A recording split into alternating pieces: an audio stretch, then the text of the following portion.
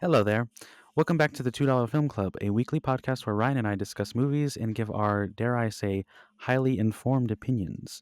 Today we are talking about the Star Wars prequels because we just can't resist hot garbage. But as you may have heard, Revenge of the Sith just had the biggest opening weekend re release, which Ryan and I did go and see. So, let us begin. I it's I'm trying not to trash on these because I feel like that's the easy thing to do. I think we've already made like enough Jar Jar Binks jokes, and it's only the first of three movies. And yeah, by the time you get to Revenge of the Sith, there's not as funny like dialogue moments because dude, in this I first mean, there's still movie. some. I don't know, bro. I didn't realize how iconic Anakin lines were in this You movie. mean Like, I get to go with you in your starship? whoa, that was a close one. This Literally, is pod racing.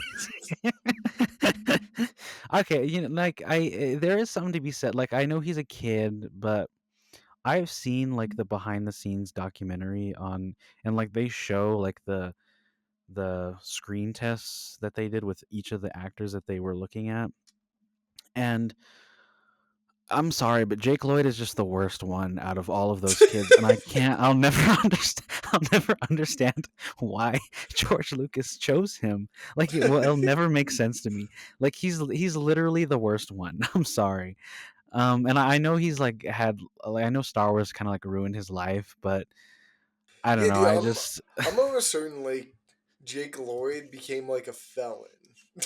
no, yeah, he like 100% became a I'm pretty felon. sure this movie spiraled his life. Unfortunately, Yeah. Honestly, I don't know. Maybe they should have just kept Jake Lloyd as the actor for Anakin because he kind of ended up becoming like a real life. Yeah, he went to the dark side, bro. yeah, but yeah, I don't know. Uh, there's things that I like about these movies. I do want to say like these movies are very hard to defend, and like if you don't like Star Wars or you don't like science fiction or like action sci-fi or you know adventure movies or whatever, like these movies will not change your mind. Like, and in Honestly, fact, they'll probably do the they might opposite. reinforce your Yeah. opinions, your distaste. And like, if you have friends who like tell you that these are good, like they're lying to you and they're not your friends honestly because they're trying to trick you into watching like just because like honestly like yeah I'd say a good 75% if not more of these movies are bad. Well, let's catapult off that because I want to just get this conversation out of the way because it's just a common theme through at least these first two films. By the time you get to Revenge of the Sith, it isn't so weird.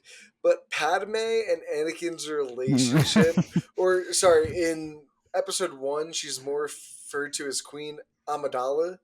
Um, I think we should wait to talk about their romance until we start talking about Attack of the Clones yeah, because if you it's want not the to, forefront of episode one. I think we should still I talk about them in order because It isn't, but dude, each I got movie some is really creepy different. But vibes in this movie. I mean, no, Cause yeah, like it's definitely obvious that at least like they were told to like kind of play it a little like romantic, which is weird because like at the time I'm pretty sure Natalie Portman was like 14, like when they were shooting, and then Jake, he was probably like 8 or 9 or something. So it's weird, but then I don't know. It's just the direction is so bad and the writing is so bad that I can't help but feel that it's supposed to come off more like brotherly sisterly, which is just weirder when you immediately watch Attack of the Clones after this. yeah, it just turns into that, like the porno titles you just find Oh everywhere. yeah. Step brother Hmm. does something with stepsister, like some shit Yeah. like that.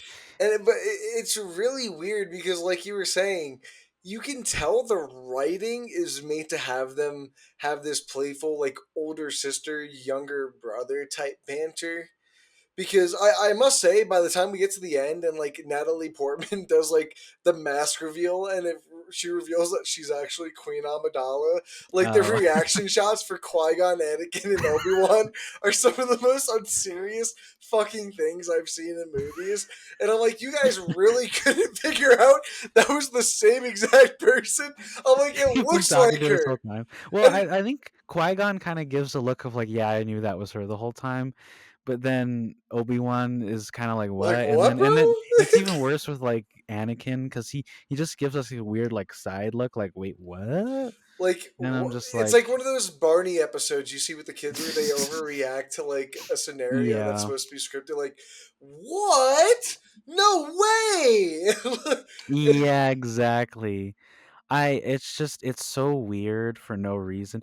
And listen, I know this one's a lot of people's like least favorite. Like, okay, if we're not talking about like the last two like movies in the Skywalker saga, this one is normally one that's like pretty low on the list. But honestly, I this one is honestly like kind of fine. Like it's not good either. Like this is a really boring movie, but, I think the story structure is mostly like, like a real movie, and I can't really say that for Attack of the Clones, which is my personal, like, least favorite one, Absolute but, awful movie. like, there's less, like, plot holes. I mean, yeah, we're never really told why this trade dispute is, like the stakes are really low in this movie, which is unfortunate. So, like, on a rewatch when you're, when you're a kid and you're watching these movies and like it doesn't matter like the plot mechanics, like when you grow up and you're like actually watching and you're trying to understand what's going on, you're just kind of lost thinking like, why is this like so important and why does this matter? Well, I think that's like the biggest issue with it because this is like the most political thrillery episode. Like by Honestly, the time, I'd probably say that or at Attack of least the it Clones tries is to be. more political thrillery. This one is just like a weird like it kind of feels Star Trekky in a way in that like, each episode of Star Trek is like about like a specific like mission on a like a planet, and it's not very good at doing that, or like it's not very good at making that the most interesting aspect of the movie. Because like, I was telling you like I really like the Clone Wars, and the Clone Wars is like that where like, they're just hopping around to like different planets and different conflicts, and it works in that show, but it doesn't work here. And it never really it does like, even though this isn't my least favorite Star Wars movie, it's hard for me to rewatch as it is with a lot of other people because it kind of feels like you can just skip this movie and it wouldn't matter. No, it really is true because most of what this film sets up really doesn't matter, has, like you were saying, no actual consequence. Like, really, outside of a Qui Gon Jinn's death, this film really doesn't have much ramifications. And I don't know if part of that is because the whole time we already kind of know how everything's gonna pan out, and I think that's kind of the problem with the overall trilogy. Is I feel like George Lucas plays it too by the books. Like, he doesn't try to do anything unique and interesting, but he kind of like tells the story, I feel like, exactly how you feel like it would start with a young Anakin Skywalker being this like gifted kid who's in slavery, and then the god, like, fucking Qui Gon Jinn might as well be God or an angel falling from the sky, coming to summon him into the heavens to like become literally the next Christ or like the next coming of, bro. Like, I don't know. Like there I don't have a problem with starting the trilogy like that far back where he's like a kid. It's just that Anakin he's not really like the center of this movie. Um or he's never really the center of the conflict. Like the conflict is about this stupid trade like dispute on on Naboo, and then like everything that happens on Tatooine just kind of feels like a side quest that takes too long for them to like it feels like a video game thing where it's just like, oh, I have to like do all of this random shit in this random village just so that I can like progress the story. And it's very MacGuffin-y too, where it's just like, oh, our hyperdrive is fucked up. We need to go fix it. Like, oh no, we don't have the right currency to fucking pay for these parts. And like, oh no, there's a sandstorm. Now we gotta stay in this village. Like, oh, but we can like use the gambling of all these stupid people to like, get our ship like it's I don't know. It's too convenient and it's too like it's one like there's no natural progression of like the plot. It's just like, oh, the movie needs this to happen kind of. And the movie is like really long too, so it's just like I don't understand why you guys didn't just like cut a lot of this down. Well, I think that's like watching these in any order back to back. I think that's like what the overarching issue for me is for some reason the trilogy is about Anakin and Obi-Wan's relationship, but the Not entire really. film. What do you mean? Well, we'll talk about that because Obi-Wan and I Anakin interact like once in this well, dude, in this movie. that's what that I was gonna talk about this more in like episode 2 and episode 3, how like the characterization of their relationship just kind of changes throughout all three films. Like this one, they don't really have a relationship.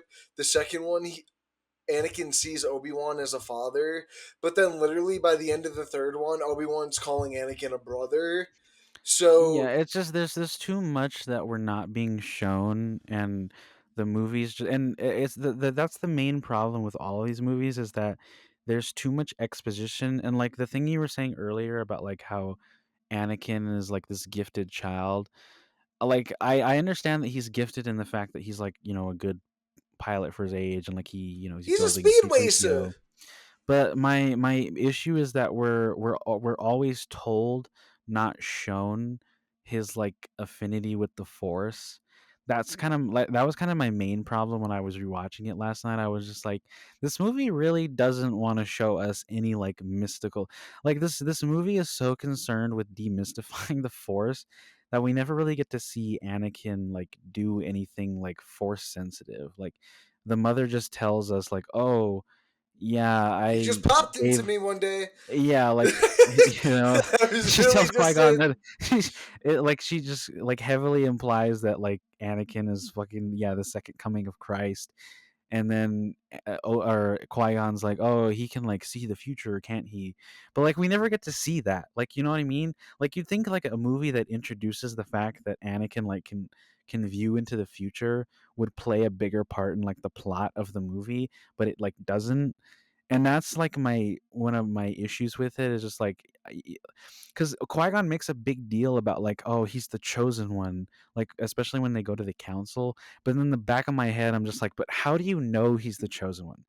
Because you like took a blood cell count? Like I don't Well, understand. that's the one thing I actually do find interesting about this, like the first episode of the Phantom Menace, is how like they set up Anakin's like future essentially like especially at the ending with Qui-Gon and Obi-Wan's conversation about how Qui-Gon believes Obi-Wan can like take that next step to having a Padawan since Qui-Gon can't have one since Obi-Wan is his Padawan, that whole confusing nonsense. And he says to him, "You were always wiser than me." So I always thought it was an interesting take to view Qui-Gon as just wrong the entire time, and this is the one instance where his ambitions got the best of him, because they do reference throughout the film that he Qui-Gon's kind of sporadic and isn't always listening, and it's worked out for him in the meantime. But I just find it ironic that the one time it really doesn't, and he does die doing all of this and trying to essentially like save this kid and save a future for him. um I just think that's the one interesting part. For I mean, I yeah, don't I think it goes definitely like deep, but I think it's an Qui-Gon interesting idea. Qui-Gon's definitely, I mean, and part of it's just because of the actor playing him. Like like it's Love not the Liam Neeson. writing, and it's not the directing that makes his like character interesting. It's just the fact that Liam Neeson is just such a good actor that he can make this garbage like sound okay, like compelling. And because every time he interacts with a character, like the movie kind of feels like alive and a little charming. but then it cuts to like Anakin and Padme interacting, and I want to shoot myself, or fucking Well, because that's the problem with their relationship, bro. Is it would work out better if we didn't know what the outcome was. So we're watching 14-year old and a 9-year old kind of flirt that should be played as like an older sister, younger brother, which is like what the idea seems to go for. But we already have this warped view on their relationship because of, dude, neither one of them make it to 25 years old. That blows my fucking mind. I I, mean, Anakin technically no, he lives. doesn't. I mean, okay, no. Anakin dies at 19, motherfucker. Or Is that when how they're, old he's supposed to be in Revenge of well, the Sith? yeah, because in Revenge of the Sith, you would hope he's around 24, because they don't say like a year difference, because between He's supposed to episodes. be 22. Oh, dude, I hate that. So that takes place 3 years supposedly And Padme after was episode 27. two. Oh my god. It's just Dude, honestly, you'd think that as their ages she, increase, the gap would be less like annoying, but it just gets worse no, somehow. dude, he's That's why we'll talk about it more in the second episode. But in the second episode, he is 19 and she's 23. Now, See, yeah, that's just that's so legal, weird. but like when you see No, but the like you can't say that. progression, Like we shouldn't have to justify it by that saying it's that legal. but like that's what I'm saying. Going back to like this first episode, is we already have such a warped view on what their relationship turns out to be, that Yeah. going back to this episode, it kind of just makes their relationship that much weirder, and makes this viewing experience just, it makes me feel weird watching it. Like it doesn't feel right, and I don't know if that's like a time thing, and like how the franchise has gone about, because I also wouldn't put it past George Lucas to like think about this in hindsight and go ahead like, yeah, you know what, it's just on the brink of where people can like say, you know what, but there's this side. The dude made his brother and sister kiss and then teased everyone about it, and then pulled the carpet from everyone and said, oh look, they're brother and sister guys. Haha, I got you.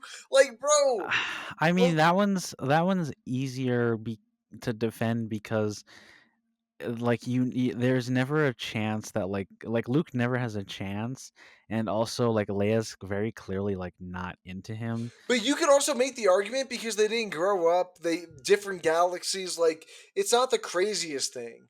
But Yeah. like this, bro, this is like almost damn near 20 years later, 25 years later even, cuz what, 1976 the first one came out, and then 19 like, 1999 is when no, Phantom I'm Menace talking came about out. episode 4, sorry, not the second one. Oh, yeah, episode 4 came out in 1977, and then 1980 1980. was Empire Strikes Back, and then 1983 was Return of the Jedi. Yeah, so a whole 20 years later, and he's writing the. That's why it's weird, is because every way I try to think about it, it kind of just goes deeper into my argument and makes me feel Yeah. more valid.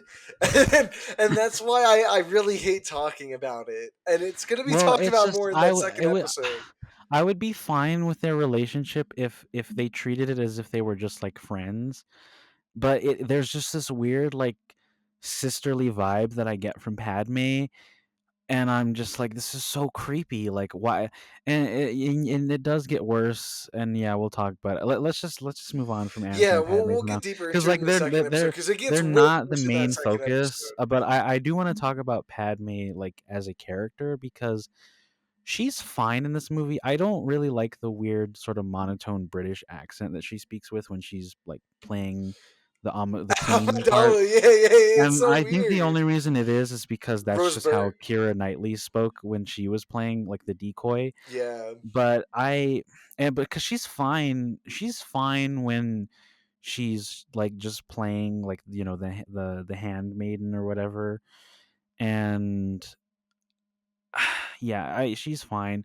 Her acting unfortunately gets worse in the next ones, but I Well, think that this goes for one she everybody. I don't even think that's like no, a fair argument. Ewan McGregor gets better. I don't. Okay, that's He's fair. Ewing he's McGregor probably does. the least. Obi Wan's character is probably the least interesting in the Phantom Menace, which is weird because he's the character that we know the most from the original trilogy, and I as much as I like Qui-Gon, I really do like Obi-Wan is really a nothing character in this movie. He doesn't really do anything.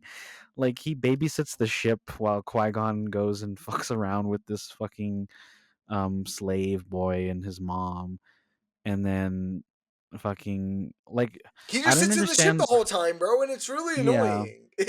And because it's like a third of the film.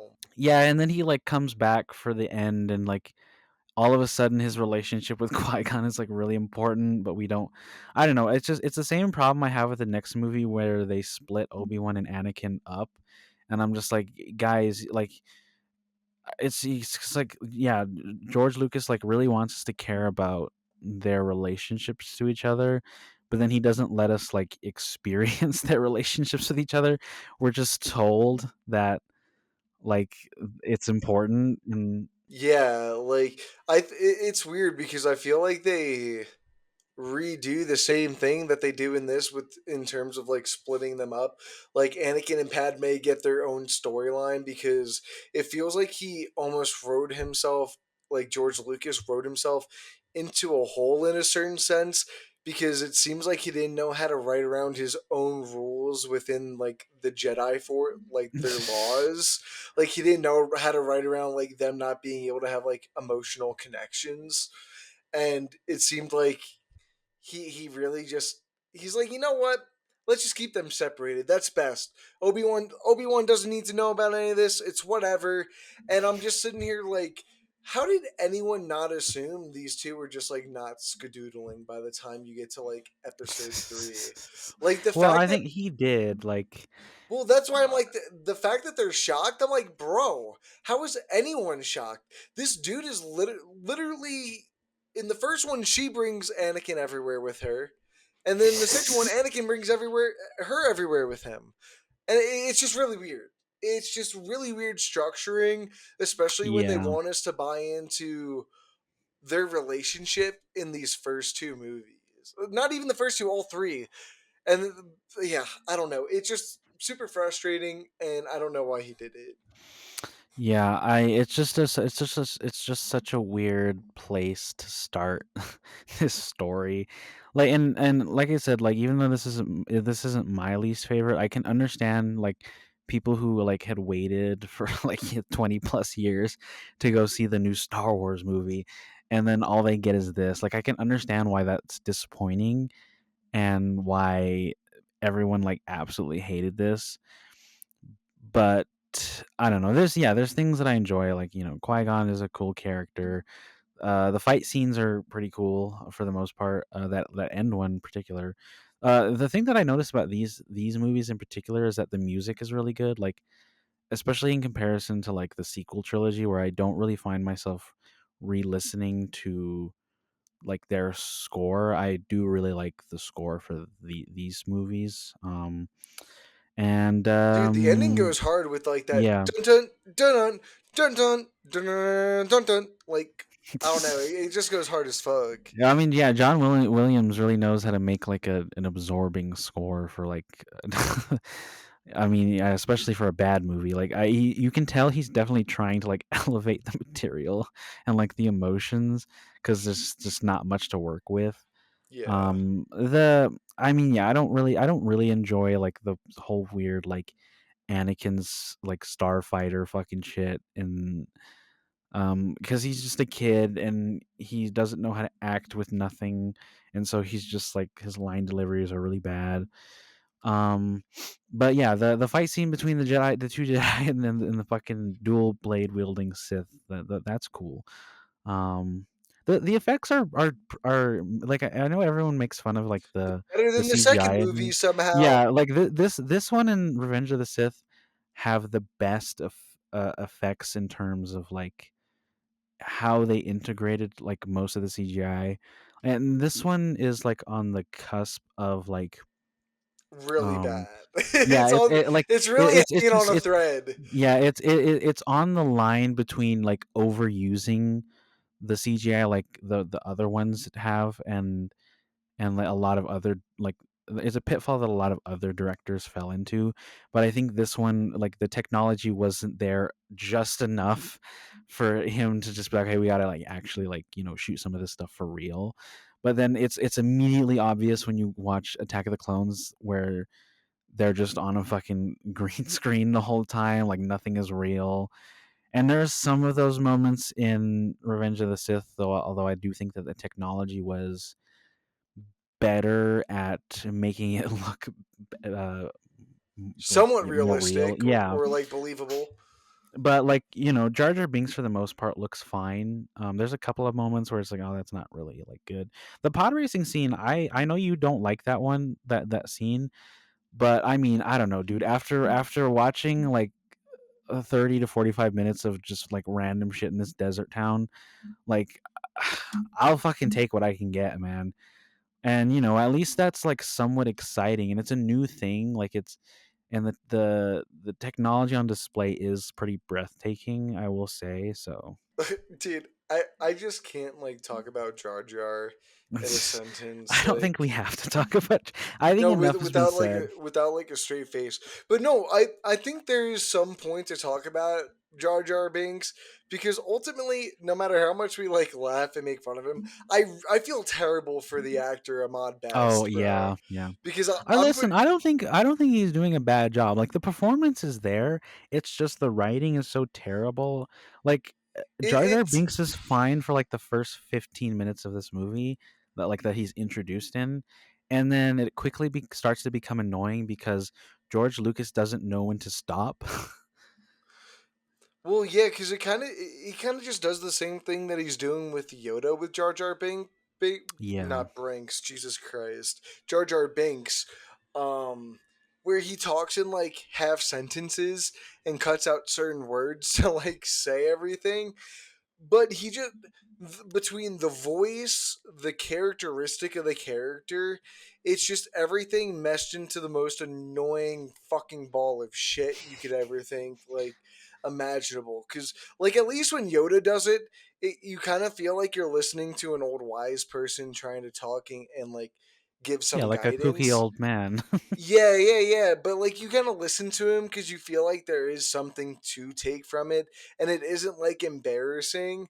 But like Jar Jar Binks, it kind of just feels like Well, his whole existence is just to be like just a one joke bumbling character. joke. Yeah, just one Yeah, big like walking joke. like he when they arrive on Tatooine, he steps in like shit, and then he has to like he's like, oh, that's gross, and then like he fucking gets there's like a ran he's like over. yeah, there's like a fart joke like right before the race starts. That's kind of weird.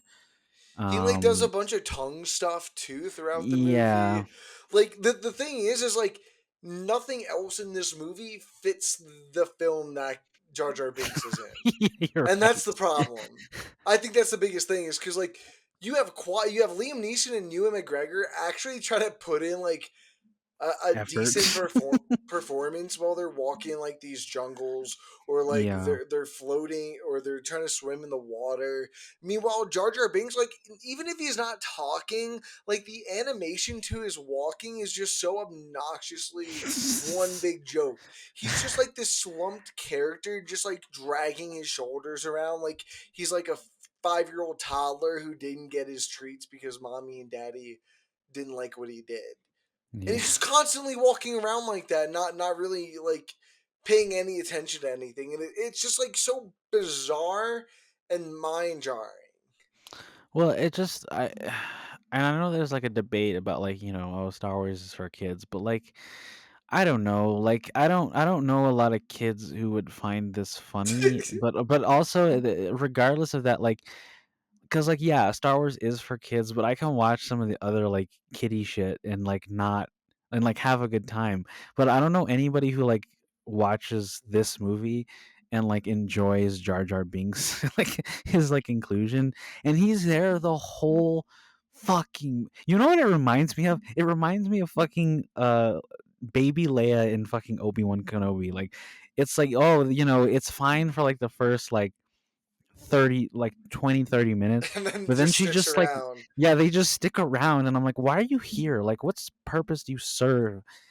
other Well, than to piss me that's the off. thing. Jar Jar Binks doesn't serve any purpose, and the script literally just writes him in to have these like I mean, specific roles in the film. the only purpose he really has is that at the end, I guess he takes them to the fucking the Gungans, but I mean, it's and then that oh my god.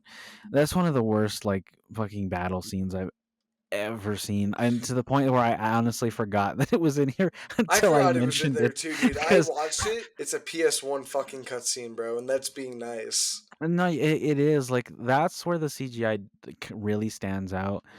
But also, it's not fun to watch. Like it's not epic. It's a joke battle because the Gungans are joke characters. Like it's not exciting. And then like we don't care about the conflict with the fucking the stuff that's happening in the palace either, except for like the Jedi stuff. So you've got like one good battle that's being intercut with two boring ones, and it's bad. It's That's that's the issue with like a lot of these for these Star Wars films is like they're they just need to do things differently. Like they need to think about things a little bit more effectively. I just don't know what to say at this point because it's more frustrating than anything. Like I these don't know. movies just really like They're frustrating. They hammer really in are the point. frustrating. Yeah, they just really hammer down the point of like um you get more with the limitations. Like the original Star Wars trilogy is fucking like great. And I think that's because like George couldn't do is like what he wanted, and so he had to work around the limitations of the time. And then when he got to like the prequels, like there was no one really to like there was no one there for like any checks and balances. And then they kind of like the he had the technology to kind of just do these like super ambitious things that don't really work because the technology either wasn't there or it doesn't have like the um I don't know, the directorial flair that it needs. But yeah, I don't know. This whole movie is just like I said, it's not the worst one. Like I think yeah, let's just go into the ratings. Like what did Yeah, you rate I this? gave this. Hold on, I gotta pull up my letterbox review Did you too, write a because review? yeah, this we're gonna do. We're gonna give our like our out of 5 stars and then give our letterbox reviews. I gave this half a star out of 5, and then my review is watching the prequel trilogy in backwards formation wasn't really the most optimal viewing experience. Yeah, I you gave it worse than I even thought you were going to, but Bro, it's still the second best out of them. Like that tells you everything you need to. but yeah, like I gave it a 3, and honestly, that's probably being generous. It's That's probably way more too like a two. generous. It's probably more like a 2.5, and it's just like I can watch it. It's not a fun watch. It's just kind of like this is kind of meh, and I just wish that this movie was better than it was. Yeah, I wish I could say the same for episode 2. Oh, I dude, wish a don't even. hundred percent of it was better, bro. Like, because I opened up the IMDb page for it because I was curious what the synopsis was for this movie. Oh no, what is it? And it's funny that we mentioned much about Anakin Skywalker and Padme's relationship because the synopsis for this movie is 10 years after initially meeting, Anakin Skywalker shares a forbidden romance with Padme Amidala, while Obi-Wan Kenobi discovers a secret clone army crafted for the Jedi. Well, it's well, you know what? it's It's literally worse. ahead of the actual plot for the title of the film. Dude, literally, it's worse on Disney Plus. Let me read to you the fucking log lines for these movies Oh on my Disney god. Plus. So the Phantom Menace says Jedi discover Anakin Skywalker, a boy unusually strong in the Force. Not what that movie is about, but okay, I'll give you points for trying. Those things do happen, but so Attack of the Clones is just young Anakin and Padme fall in love as galactic war looms. Okay, I wouldn't call Padme young. I mean, she's older than Anakin. That's for fucking sure. Um, 5 years to be but exact. I mean, also, I mean, yeah, like I wouldn't really say that their romance is the focal point of the story either. But again, we'll talk more about why that's a problem. But like And let's just it not tries really, to make not their really. love story. It does, and I Oh don't get yeah. why. So Dude, it literally takes up half of this film. Revenge of the Sith just says, as the Republic falls, spoiler alert, Anakin Skywalker becomes the evil Darth Vader. Dude, what? Sorry, I What? found it on the desk. That's absurd. But bro, it's funny. The prequels are straight up just giving away pivotal plot I points. know, it's like the original trilogy. Like you could just tell that they struggled. Like, how do we like how do we like summarize the plot without like turning people off from the movie? Well, That's so I just think that funny. goes into the overall storytelling of this trilogy. Because, like, one of my biggest, like, complaints for this and episode one is I feel like a lot of the character relationship things outside of Padme and Anakin happen off screen in between the two films. Well, yeah, because fucking like as soon as Obi-Wan and Anakin are in, and also I'm sorry, but like what a massive waste to like not start the movie with Anakin and Obi-Wan like doing something together.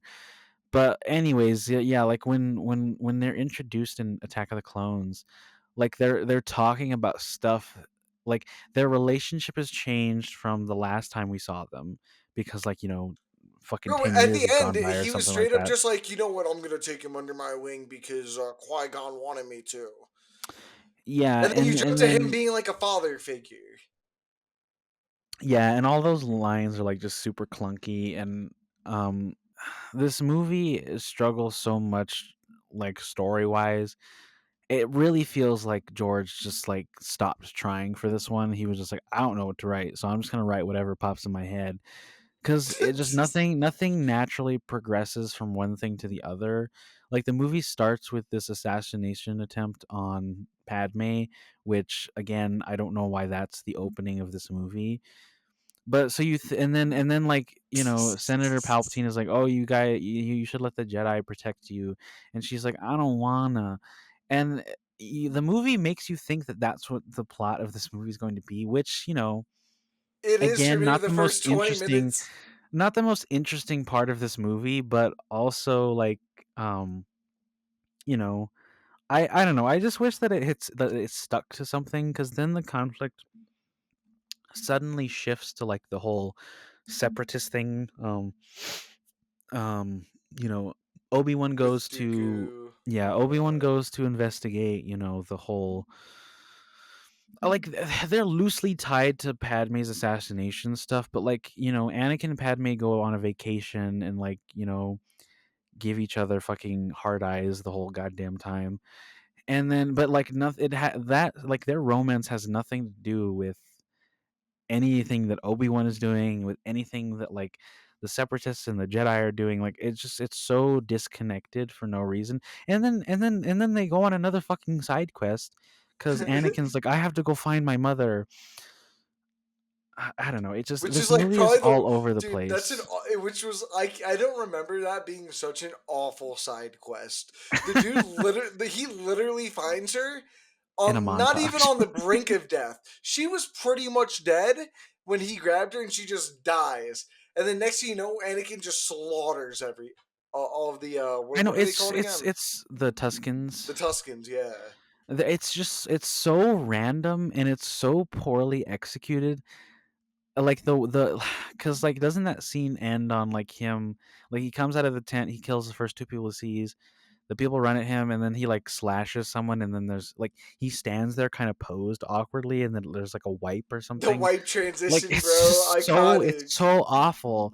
I'm like, dude, like and it's so dumb because it's like I know George Lucas can make a good Star Wars movie because he made the first fucking one, but then all of this is just like straight bad.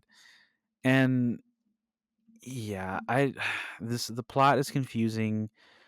Um, the characters make no sense, like what they do, and the performances aren't really good. Like Yeah, I guess we can talk more about Padme and Anakin's fucking.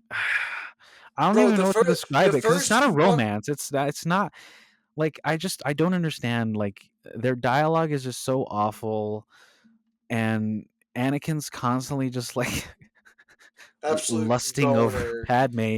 Because like I was telling you, like when they went, like literally the first interaction they have, she friend zones him so hard, By and saying, he's "Oh hi, oh little Annie," yeah, and she's I'm like, "Oh, just like, you'll always be "Yuck, that little boy I knew on Tatooine," and yuck, it's so awful." awkward.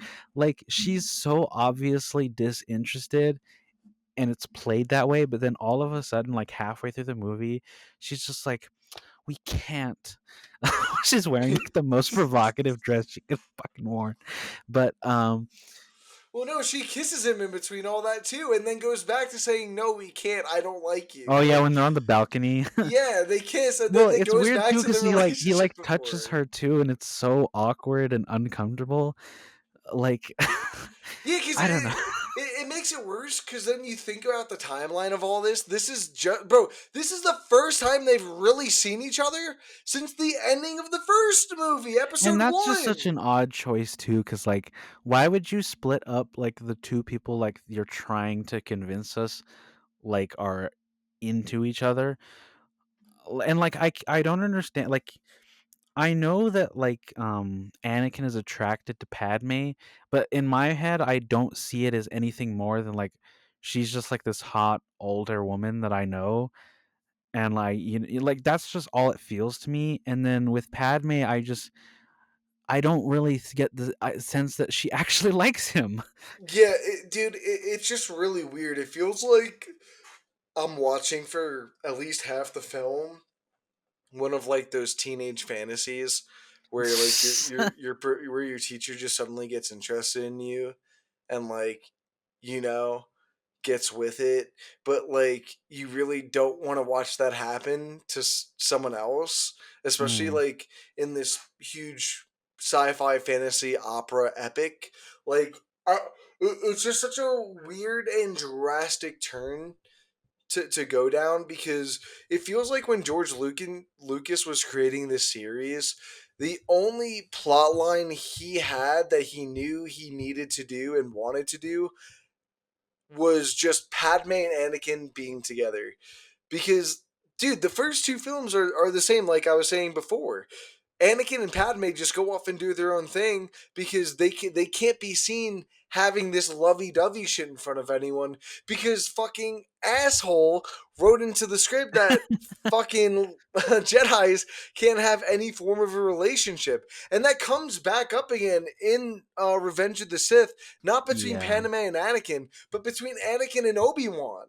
Like, hence why Obi-Wan kind of like doesn't want to have the fight with him at the end, is because he lets his emotions get the best of him, and like he tries not to like do the things he does to Anakin because of his feelings. Like, that's why it's really frustrating watching all this, because at the same time they're telling you that you should be caring about this, in this film, the father son relationship that Anakin and Obi-Wan have, but they didn't give you any of it in episode 1. They tell you all about what happened with them between episodes 1 and 2, but then when you're watching the film they split them off again until the end of the film, essentially, and you never get a Yeah. good sense of the relationship outside of these sly remarks that they make to each other in like the elevator about, "Hey, I saved your ass, old man, on this planet during this event," and I'm like, "Oh, cool! I would have loved to seen it." Sorry, it's just these movies just really anger me because they constantly just keep making the same mistakes. Well, it's like you were talking about before. Like this. Like if you like imagine walking out of the Phantom Menace and being like, yeah, that was kind of disappointing, and then and then 3 years later you go back to the theater and this is what you get. Like I don't know. It's just like everything that everything that's bad about the Phantom Menace is infinitely worse in this movie. The story doesn't make any sense. The acting is really bad. The visual effects are somehow worse, and I can't and wait then till we get to a review of this the film. fight scenes too, there's an amazing fight scene at the end of fucking the Phantom Menace, and then the fight scene that we get in this one fucking sucks ass. Like So boring. Dude, Like so boring. the stuff between Count Dooku and Yoda, like that's kind of cool. But like when Obi-Wan and Anakin like duel Dooku, it's just massive dog shit. Like I'll never get over the fact that it just at one point in the in the fight, it just cuts back and forth between these awful close-ups where the actors are just like randomly swinging their fucking lightsabers around. Ugh. It's so awful. In I the like worst like 3D built set imaginable. Like literally, oh it's just a fucking thank square blue God room, these bro. movies didn't thank God these movies came out before 3D. Could you imagine if George Lucas got his hands on Well, no, 3D? 3D existed during this time. Not really. Yes, it did, bro. Fucking with I think it was like the fifth Friday the 13th movie had their film, bro. It was literally called Friday the 13th: A New Beginning, and Friday the 13th 3D. So it might have actually been the third one, bro.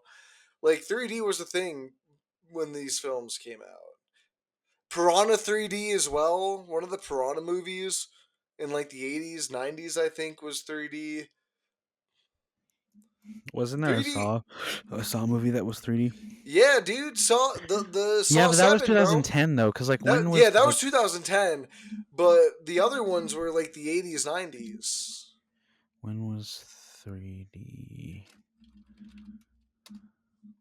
Because the Friday the 13th series became essentially fucking relevant by late 90s, I don't know. early I just 2000s. I'm just really glad that I the dude, 3D if craze he if wasn't he with decided this. that, I think it would have been the end of civilization as we know it. On God. But yeah, I don't know. I there's so many things. I don't know. I really don't like anything about this movie. Um It's hard to find things to like that. That's why like I started the episode off laughing is because like I feel like I think episode 3 we're gonna be a lot nicer with because me and you enjoy much more.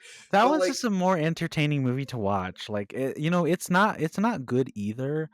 But you know, it's easier to kind of just sit back and be like, I'm just gonna enjoy this ride for what it is. well, Whereas like with this one and the Phantom Menace, you kind of can't help but notice the bad things and get really frustrated with them. because this is so painfully like the middle of like a movie of a story, and it just you know it. Well, that's the other problem with these movies. They don't like this trilogy doesn't have a beginning, middle, and end. Like at least with the original trilogy, and to some extent, like the sequel trilogy, like you can tell that each story like fits in its place and doesn't struggle with it, but these ones really do. Like, and yeah, I know everyone make like says like, oh, the middle one is always like, you know, the hardest one, but like this one really is like just the worst one to watch. Like I would rather watch The Rise of Skywalker and The Last Jedi over this 10,000 times over. I wanted to touch on like a point that you made, like an argument with the episode one about how like we never really see much of Anakin's abilities, and in this one they start to like show you like his seeing in the future, like you finally get to see the visions. But Oh, this is like a of his problem that mom. yeah, this is a problem I have with the third one as well. Is they introduce it, but they do nothing with it outside of pushing the one main plot narrative forward. So it makes the Yeah. idea of it a lot less interesting because you don't see him use it outside of the one important need it needs to have for the story purpose. Yeah, And like it makes it that much all it worse. ever serves is just to like make him stressed about something that like he has no control over. Like, oh, my mom is suffering. Oh, This is Padme, the same you're gonna problem in the die in third one. childbirth. It's literally the same exact thing in the third one. Yeah, Oh, it's just these movies are just all over the place. And like I said, like you know, Revenge of the Sith, like again, it's not really a good movie either. But you know, if the Phantom Menace and Attack of the Clones had just been the same quality of movie as Revenge of the Sith is, these movies would not be that bad. Because Revenge of the Sith, I can watch easily and just like, you know, kind of, you know, be entertained because the action is better, the fucking story is better, the acting isn't awful most of the time. I don't know. It's yeah. It's just it's really dumb. So I want to yeah. throw this idea towards you real quick because maybe like I was thinking while watching these, like what's like like some type of character arc or story that I think could like help adjust just like the story arcs of everybody. And one character that I noticed that was in all three of them that I don't know how George Lucas didn't look at it and was just like, how do I include you more into the overall story? Is Senator Organa, Oh, because he's the one who winds up taking Leia at the end of episode 3, and he has a much like bigger role in the Obi-Wan show, and he essentially does nothing with the character. He just sits on the side and stands there. I don't know why he wouldn't write him to have some sort of relationship with Leia, Obi-Wan, just anybody to like help build to why by the end of episode 3 Obi-Wan went to him, outside of him just being the guy at the end of episode 3 saying, "Oh, I'll take her. Me and my wife always wanted a daughter." Like, dude, that is so fucking generic for such a monumental like well, character choice and decision that has like these massive repercussions. Like, I know in real life that probably wouldn't happen, but like this is in real life, people. We're talking about a narrative structured story. I mean, it just goes to highlight that problem that you talked about earlier, where it's just like so many things happen off screen. Like Bale kind of just appears out of nowhere, and he already knows, He does. Padme. He already knows fucking Obi-Wan and Anakin, and then like, yeah, in Revenge of the Sith, he has like a slightly bigger role, but we never get to really see why he cares so much, or like why he like goes out of his way to help the Jedi. And I know there's like deleted scenes and stuff, and I've seen some of them, but I mean, it doesn't add that much back into the story. Yeah. Like, yeah, I'm definitely one of those people that would love to see like the 4-hour version of Revenge of the Sith. But I mean, Fuck I don't think it would. I don't really think it'd make the movie better, because Revenge of the Sith is already a little too pretty long. fucking long, dude. And like, Way cause too like, long. dude, by when we were in the theater, like towards the end, I was like, Jesus Christ, this movie needs to like end, please. It's And it bro. doesn't It's help. just like it's gotta wrap up. It doesn't help that this movie is so obsessed with like getting to like the status quo of A New Hope, that like it keeps going. Like, you kind of expect it to end with like him turning into Darth Vader, but then all of a sudden, like, we're watching, Padme give birth and die for a dumb reason. Then we're watching Obi-Wan and Yoda talk about how Qui-Gon has learned to become a Force ghost. Okay, so And do you then want to talk we're about episode 3? We can wrap up episode 2 and give our thoughts because episode 3 is way more of an interesting conversation. yeah. Okay, what was your ranking for episode 2? And give your fucking letterbox review if you have one because that's gonna I be the thing we gotta try and do. I didn't write any, but I would probably rate this one like, um probably like a 1.5 or 2 stars. Way Probably one too and a half. nice. I think I'd probably say no. I'm gonna change. I'm gonna say 1 or 1.5, and I'm probably gonna change my rating for the Phantom Menace to be a 2.5. Uh, I'm close to you on this one, but I gave it fucking 0. Um, Can you even do and that? yeah, bro, just don't put in stars. and Oh, and so like I thought I was watching the PS2 games cutscenes for 70% of the film because that yeah. bro, that's what it felt like. And you know what? Well, I feel like especially seventy the ending percent's being battle, light. like all that ending, like the when the clones attack the Bro, that planet. whole water planet with Jango Fett looks fucking atrocious. Yeah, it does. Like I don't even we didn't talk about it, but the whole beginning where like they're jumping hundreds, if not thousands, of feet in between different flying cars, absolutely heinous. I don't, bro. I know they're Jedi's and the Force is a fucking thing and shit, but like, bro, gravity clearly is also a thing, people. But I'm not gonna sit here and argue with George Lucas about the physics of gravity on this one. Let's just jump into what I think me and you find to be the best of the three, and that's Episode 3, Revenge of the Sith. Yeah. This one. I mean, okay. I mean, overall, the prequels, I have kind of a soft spot for. You wouldn't know that based on the conversation that we just had for the last like hour, but I I do have a bit of a soft spot, but specifically this one because like I grew up watching the prequels. I mean, I grew up watching all of them, but the prequels were pretty big.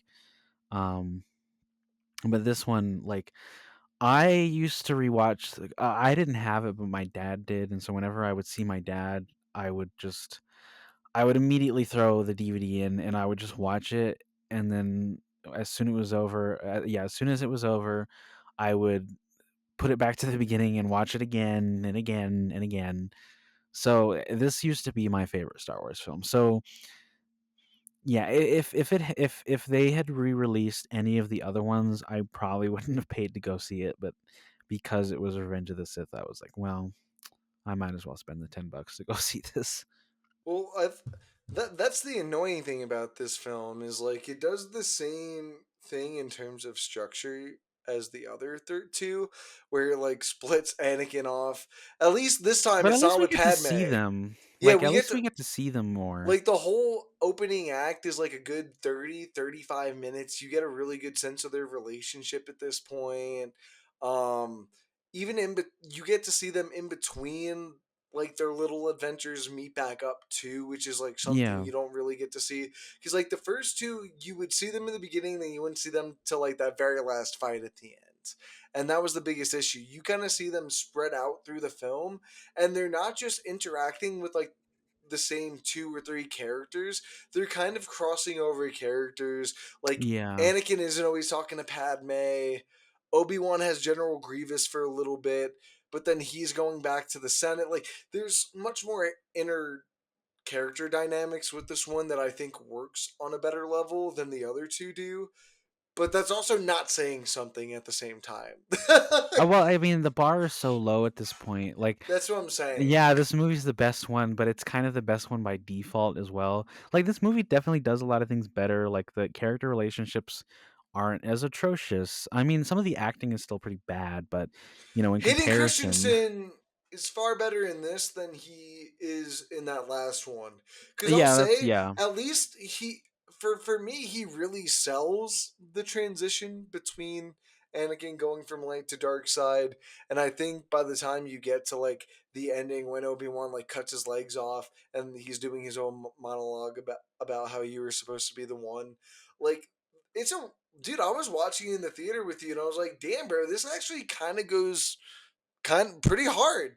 And you well, know there's like what? emotions and like Yeah, stakes in this one. Like this one really just feels this is the movie that I think people wanted to see when The Phantom Menace came out. And also I feel like this is the movie that George actually wanted to make. And like all of the stuff that should have been in the previous movies is in this one, but at the same time you can't help but feel like it's too little too late. Like yeah, we've seen yeah, a little bit of Anakin and Obi-Wan interacting with each other, but it's not enough, and most of it is just like the writing just happens to not be like total dog shit at the time, like at those moments, and the actors are actually like they're like, okay, these are the moments that like we actually have to do a good job for. um and I didn't talk about this as much in for the last movie, but I Natalie Portman's not doing that great of a job, and I know it's not her fault. Like I was telling you, like I know that it's because she's being directed poorly and the writing is really bad. Because like I can see her trying, it's just that it's not enough for it to not be like noticeable. yeah. And almost every conversation she has with Anakin is like just it's so cringe. Like the literally like the second scene that they have together when they're standing on that fucking balcony and she's just like Well, no, not he's even the second one, bro. The first one where she first greets him and she tells him about her pregnancy. She's saying it in like this fucking wide open thing where everyone just passed them by. I'm like, brother, what are you guys trying to keep a secret? You can't I know whisper in it's here. crazy because like like the shot where he like runs up to her and like Bale is still kind of in frame, I was like, did he see them? Like, like I can't help but just be like, I think he saw them. Like, Yeah, like why wouldn't he? and it's just crazy that like, yeah, for like, I know Obi-Wan knows about like their relationship, but also like it's baffling to me that like nobody else does, because it's so they fucking live in the same goddamn apartment. Like, it's just crazy. And I think this kind of goes as like an issue for the whole like trilogy, is it feels like George Lucas is making a lot of like beginner mistakes, like Yeah. going to like continuity of like characters walking away and not being seen. Like essentially those are like minor nitpicks, but those are so like fundamentals, and I feel like that's what makes it like even a person who doesn't even like do film school can probably guarantee you that those are fundamentals. Like, Yeah. and that's the thing is this is a guy who's been making film, but this guy had fucking stake in the Indiana Jones films. Well, this dude On top is of the this is like the dude that has made films with both Steven Spielberg and Francis Ford Coppola. So you'd think he'd like have exactly, learned at least the basics. But, and but that's why it's so well, frustrating. yeah, and then I a lot of this is just, it's so easy to tell that their main mantra was just like, we'll fix it in post, because just like so much of this is just really flat because it's just on a green screen. Like, the moments that I like are the moments where like the effects are integrated a lot better because they like interact with the environments. But then there's just a random things where I'm just like, why did you not just like build the set for this? Yeah, because all the stuff that's like built practically looks good in this film. Yeah. It's like all the rooms, all that shit looks good, but then once you like look out into the abyss, it's this flat fucking landscape of like super bright lights. And it doesn't look at like I know I said this to you after we got out of the theater, like when you're constructing like designing the idea of Anakin and Padme's apartment, like you're thinking their relationship is supposed to be this quiet secret thing that it isn't supposed to get out, especially now that she's pregnant, but they build a set designed where their apartment is essentially in the center of the city with no walls and it's only fucking glass around them. Yeah. It's just weird choices like that. It might look cool, but in terms of like character choices, character story, like all this stuff you built up, it doesn't make any sense. And so when you think about all these smaller things, it none of it works. It goes against all of these character arcs. It goes against all of the character stories. It goes against everything that George Lucas had set up in like mythology of like Jedi lore. Like that's why it's so fucking frustrating a lot. Yeah, and yeah, I just, my main problem with these movies is just like, it'll there'll be like an a tender moment, and then it's like it's followed by like a really awkward moment, and then there will be a really cool moment, and then it'll be immediately followed by a really clunky and campy, like, it's just the tone is so wildly like unbalanced all the time. Well, even like the story too, because like now we haven't even really spoken about Palpatine that much. Like it's Oh. so for me, it's so weird that Palpatine has like this strong urge to be a part of like his journey all of a sudden, especially after watching those first two, where he essentially just like is just patting him on the back, like "Good luck, Anakin." Yeah. It's just very weird switch to just suddenly just kind of like invest into turning him dark all of a sudden. Well, it's Oh, because like George realized that he hadn't planted the seed, and so he was like, I have to make up for it. Like, this movie does, that's the other problem, is that as much as I like this movie for what it does right, so much of it just feels like that too little too late, because George realized that he had fucked up in the last two, and he hadn't established anything that he needed to in order for like Anakin to become Darth Vader.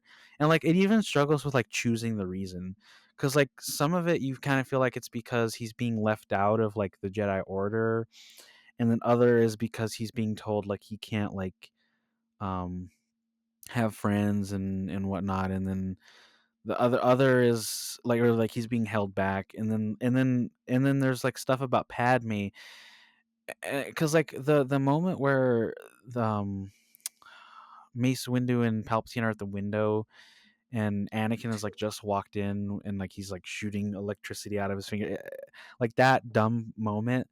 Like, I'm listening to the dialogue, and like fucking Palpatine first says, "Oh, I told you it would come to this. Like the Jedi are trying to take over." And Mace is like, "Oh, don't listen to him, Anakin." And then the next line that Palpatine says is, "Only I have the power to like save the ones you love." And I'm like, okay, so those are two different reasons for why Anakin could potentially turn to the dark side, and it needs to pick one, but it doesn't. Like, you kind of get the feeling it's because more about Padme, but then you kind of get the feeling that it's not. Well, then they try to like introduce like his mother's trauma a little bit into it. Like they try to plant all the seeds into like the reasoning into his ultimate demise of turning to the dark side, but the seeds aren't planted well enough throughout the last two. Yeah, Some of them are planted, some of them aren't. The ones that are most of them planted, just aren't. that's what I'm saying. Like the only thing that's really planted is him seeing the future, which is really him only seeing the one thing to push the main story forward, Yeah. and the trauma with his mother being a slave and like seeing her die. And that's really it. But like it doesn't go deeper than that. Like we were saying with episode 2, for how much he talks about his mom being a slave in the second film, you see her for 5 seconds. She just dies off, and then that's it. And then it just like what? It affects him? I don't know why it affects him, but it does. I don't know. It's just that's my point, is just that the movie like is trying to like cram all of these different reasons as to why he's turning, but again, like we haven't had enough time to sit with it, and like I don't get the sense that enough has happened and that's why everyone makes fun of Hayden Christensen's performance for him being like a whiny bitch, because but it's not his fault. It's the writing that we've never really gotten to see much of him feeling like the Jedi Order has failed, and that his emotions are being repressed, and so I don't know. It's too much too late, and then fucking I guess the last straw is that he deludes himself into thinking. Okay, and that's the other thing. Like Anakin is like is on Palpatine's side with everything like way too quickly. Almost Like instantly, bro. it's It's like like it's not even almost a like decision. it's almost like he's brainwashed, but That's what we're I'm saying. meant to It just believe that feels like it's he's like, forced. It's almost like yeah. he's just forced into fitting the narrative of what needs to happen. Yeah, and like the performance is good, but it's just the writing is just all over the place for that moment. But I will say like things do pick up once the third act begins, because it's much more solid into the third act. I mean, there's still some clunky moments. Like most of the time, the dialogue is just really bad because you can tell the actors are struggling to like give an emotional performance when they're just saying exposition. Like that entire conversation when Obi-Wan finds out that Anakin is the one who's killed all these people, it's so like clunky, because it's literally just them just saying like what's happening. And You killed all those children, Anakin. yeah, but then but then Those there's young moments, ones. but then there's moments, and the same when Obi-Wan goes to talk to Padme about it. He's like, I've seen a hologram of Anakin killing young, and it's just like the most ridiculous line reading, and even what she's saying, because they're just saying things like, and it doesn't feel like they mean what they're saying, because she's just being like, I don't believe you, Anakin would never, like it's not an interesting conversation, because we as the audience already know this information, and then it's not written for it to be revealing to the other characters, or to like be, we just don't get to see their reactions. Like even when Obi-Wan is just looking at the hologram, he just kind of has like a blank face, and I'm like, are you not like disturbed by the fact that your fucking apprentice just murdered like everyone you know and love? And then fucking but then there's good moments, like, the moment all of the moments between Palpatine and Anakin are really good because they're written, mostly good. And I, then I think the the the banter between Obi-Wan and Anakin's really good in this film. at the beginning, I'd say about 50% of it is good, but then there's still like 50% of it of them just like saying exposition of like I'm trying to think of some like oh, like This is the where the part where the fun begins. no, that one's actually kind of good, but like the part I love that where line. the part where they're like stuck in the ray shields, and Obi-Wan just for some reason just like, how did we let this happen? We're smarter than like it's just so dumb for no reason. Um They're but expressing like there's why but they yeah, there's a think lot they're of good stuff stupid. like when they're actually being allowed to kind of just like, riff off of each other, and like when it's crashing, and they're kind of like having fun with it. But like the more emotional stuff, like, the final confrontation between Padme and Anakin on Mustafar, like that is a really good scene, and that's one of the few scenes where Natalie Portman actually gets to act. And then the whole argument that Anakin and Obi-Wan have, and the whole fight scene, like that's all good. Like, the emotion is there from the characters and the performance and the writing. That's the thing I think is why like me and you and a lot of people probably hold episode 3 to like the higher standard of all three of the films in the trilogy, is because I think it at least accomplished the thing it needed to, and was to make us care More or about, less. hey, all I know is I felt fucking bad when he became Darth Vader. Like I said, it was a bit Yeah. cheesy when he gets out and goes like, no, and like Oh, kind of oh, looks sorry. up. You mean sorry. When you said when he turns into Darth Vader, I thought you meant when he like turns to the dark side, but you mean when he like gets the suit on. Yeah, yeah, Yeah, like yeah, like yeah, everything in that scene is good up until that weird directorial choice for fucking James Earl Jones to yell it's no, and just like Hayden one of those things where Christensen you're just to sort like, of like do this weird like pose or whatever. yeah, it just, that's the thing, is like it's such a good moment until it just gets ruined by this really corny thing Well, see, that that's what I George mean when it's Lucas. like good moments are immediately followed by just like the worst shit imaginable. And it's got to be due to the directing, right? Like it's got to Well, no, be. it's 100% due to the directing. Fuck, that was that was a Yeah, mouthful. I know that's what. But it's 100% like that's why it's bad, and that's what I mean when I say George Lucas doesn't know when to stop. Like he has no restraint. He's just like, Well, that's like I can totally imagine him walking up to Hayden in the fucking suit and just being like, so you're gonna dramatically like walk off of this like platform, and then you're just gonna like lurch back and be like, no, like it's like the stuff of him like them talking to each other, that's good. The stuff of him getting off the platform is good, and like the stuff being crushed around, like that's all great. And well, then just immediately afterwards he's just like, let's just do this one extra thing that is so unnecessary and is going to take us out. yeah, and I think that is probably the biggest issue with this film. Is it kind of feels like no one was on set around to tell him no, and I don't Yeah. think that's at the fault of George Lucas. Ironically enough, I kind of feel like everyone who went into like this project, like creating the trilogy, who backed him on it, kind of viewed him as the godfather, because if you think about all the projects that he had done before, they were all critically acclaimed. So why would you think that this guy, his vision would come out the way that it did? And this isn't like talking for episode 3, 1 and 2. It's for all three of them Yeah. combined, not one individually. And I think everyone just kind of sat back and they're like, you know what, we're going to trust the process on this. And I think that might have been like the biggest issue, is no one was around to tell him no, because they Yeah. kind of just overly trusted him. Yeah, that's definitely what it feels like. It's just like, oh, well, he's like the steward of this whole entire franchise. Like clearly he knows what he's doing. But then just from like a filmmaking standard, it's just like, it doesn't work.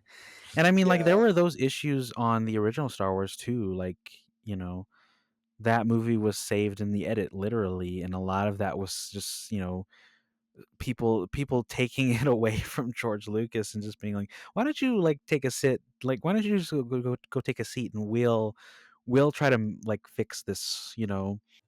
We'll try to put the pieces back together, like And then there's even though they still might not fit. yeah, and there's still some of that in here, like the music. The music, I feel like George Lucas didn't really have much of, you know, a say in. And I mean, obviously he trusts John Williams to, give him a good score, but I feel like a lot of that is just the inherent genius of John Williams. And then the sound design too. Like the sound design of these movies are great. Like all of that's really good, but it's just like the specific directorial decisions and the writing decisions that came straight from George Lucas are just like really bad. Yeah, that's the thing is I feel like a lot of the concepts were there. He just didn't know how to execute many of them. Yeah, Because 100%. you could tell what he was trying to go for in terms of differentiating the prequel trilogy from the original, and I think that's why it's probably so beloved for so many people, especially like with me and you. Even though me and you could like sit here and trash on all three of them simultaneously, there is something to them that gives you, I would say for me, a different appreciation for the films because they are so vastly different from that original trilogy. And I know that me and you spoke about this a little bit, and I think like I know we're not going to get into that sequel trilogy today, but like the thing with the sequel trilogy is it feels like it tries to be the best of both trilogies and doesn't really do either of any, Yeah, it and doesn't do this it one well. definitely has its own personality, and you know what Yeah, you're getting with them. And if you sit back and like you don't try to like overly analyze it, you can have fun with them. it's There's really some, hard to though. yeah, it's hard, Like but Attack of the Clones is just like you cannot follow the plot. And then fucking the Phantom Menace is just boring. Like this is the only one where like Revenge of the Sith is the only one where you feel like, "Oh, I don't feel dead inside while I'm watching it well, because it's the like most things are action packed happening." one, bro. Like shit's Yeah. happening continuously. Yeah. Like you're going from like that opening 30 minutes of them trying to go find Dooku and then killing him, and then you have all this stuff where Chewbacca's planet. What's Chewbacca's planet called again? Kashyyyk. Kashyyyk. You have all the stuff going on with Kashyyyk with Chewbacca and Yoda, but then you have all the General Grievous stuff. But then you have all of the political stuff with Anakin turning to the like. There's much more going on than just these two different storylines that you have in the first Yeah. two films, and it makes it a lot more interactive. And then you finally get to like that big climax where you have Order 66, you have the fight on Mustafar, like everything just kind of unfolds, and you it allows you to sit back and like enjoy it fully, I think. Yeah. Yeah. I definitely agree with that. Um Do we want to get into our ratings for episode 3? yeah, we might as well. Uh yeah, you go first. All right, I gave it a 3.5 stars out of 5. And my review: this eats harder than a pastrami sandwich on a hot 4th of July weekday. Yeah, I also gave it a 3.5. I thought about writing something. I was gonna say something like quote the "you underestimate my power" and just be like, "Yeah, Hayden, we did" or something like that. But I chickened out. Oh, why would you chicken out, bro? Yeah, I think he appreciates that now. I think he's fully like committed into it. I mean, like I said, well, maybe I didn't say this, but I told you like Hayden Christensen is not a bad actor, and he's good in this role too. Like, there's moments like he's not good in Attack of the Clones, but again, that's a directing and writing issue. But like in this movie, he's actually like doing quite a good job. Like you can see him having more fun with it, and like yeah, he sells like the transition from um Anakin to Darth Vader very well. And then he's amazing in Obi-Wan Kenobi. He's also amazing in Ahsoka. Sorry, that's probably a bit of a spoiler, but yeah, No, like there's no spoilers like that. fucking like but it's just he's good when he's being directed. Okay? Like I can't stress the importance of directing actors. Like that is your one job. It's Like true. you have to direct. And yeah, I like him in I am a little biased too because I do share my birthday with him as well. But I mean, yeah, I think he's good, and he's been in other good stuff too. Um, but yeah, I don't know. It's just he's good in this and the other ones, so I like him. There was one girl in particular who liked him, and when we went to the theater, she whistled when she saw him after he had his nightmare and he was shirtless. I mean, dude, with all that moisture sprayed on his six pack, how could you not? I know, right? Um, do you, But anything left in the palette, or do we want to move on to like what I we're don't know. talking I about feel next like week? I feel like I thought this was going to be really long, and I feel like we reached a decent runtime with this. Um, Yeah, because like the thing is, like a lot of them aren't deep. So like we yeah, sitting here and trying to make things of them like that isn't like that'd be wasting a lot of time. I feel. yeah. I guess the last thing I want to say is that if you are getting into Star Wars, watch. I don't know. I think it's heinous for anyone to make people watch these movies first because they are bad. So, and don't watch them in like that fucked up order either. Just watch the first three, the first three, like watch them in release order. That's what I'm trying to say.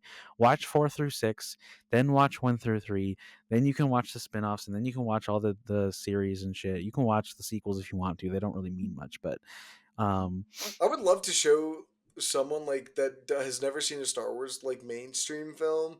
I'd love to let them watch it in like episode 1 through 9 in a row. I I would feel like sit there. I would too feel too bad making someone watch it from the Nah, I beginning, would like in never, bro. chronological I would order. never. But It's peak. yeah, I also really like the Clone Wars. That's probably one of my favorite like pieces of Star Wars media. So if you like the prequels and you haven't watched, the Clone Wars, you're doing a massive disservice to yourself. So Maybe for the Mandalorian and Grogu movie next year, if we're still doing this by that time, we hopefully we will. Um, we should talk about like the Disney Plus shows, maybe. I would be down because I do have opinions about those as well. I Like know you do. I like the Mandalorian for the most part. Andor is fucking amazing. I really liked Ahsoka. Book of Boba Fett is fine. Well, maybe we could do like the Star Wars spin-off since that'll be like the movie and talk about like Rogue One, Oh, and we then totally talk about should because I like yeah. those spin-off movies. I know a lot of people don't like Solo, but I don't really understand why. I don't think it's as Um, bad as people make it out to be if no, you it's just not. like separate the fact that it's not Harrison Ford. You Without, know? I don't know. I think he does a good job in the role. But anyways, yeah, yeah, we definitely got to revisit these movies like the other ones in the series again because I don't know if you guys couldn't tell, I am a massive Star Wars fan and I have thoughts and opinions and they need to be shared with someone. So Sweet. see you next See you time. guys next week. Peace.